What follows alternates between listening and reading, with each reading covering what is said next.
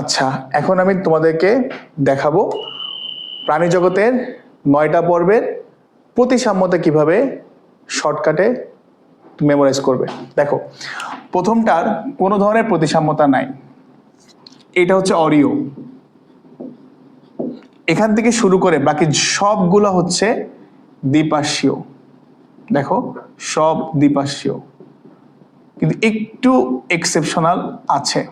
দেখো, এই যে 5 নাম্বারটা, এটা দ্বিপার্শ্বীয়র সাথে এটা আবার অপ্রতিসাম্যর আন্ডারে পড়ে। এখানে আপেল শামুক নামে একটা প্রাণী আছে, তাহলে এই 1 নাম্বারটাকে আমি দেই হচ্ছে অপ্রতিসাম্যর, কোনো প্রতিসাম্যতা নাই, এটার মধ্যে এরকম কিছু প্রাণী আছে।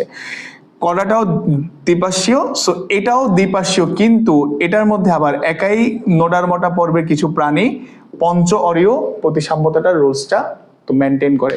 দেখো, প্রথমটা অপ্রতিসাম্য, পরেরটা অরীয়, পরে সবগুলা দ্বিঅরীয়, কিন্তু 5 নম্বরে অপ্রতিসাম্য একটা পয়েন্ট অ্যাড হচ্ছে এবং 8 নম্বরে বা একাই নোডারমাটাতে পঞ্চ অরীয় প্রতিসাম্যতাটা অ্যাড হচ্ছে। Thank you.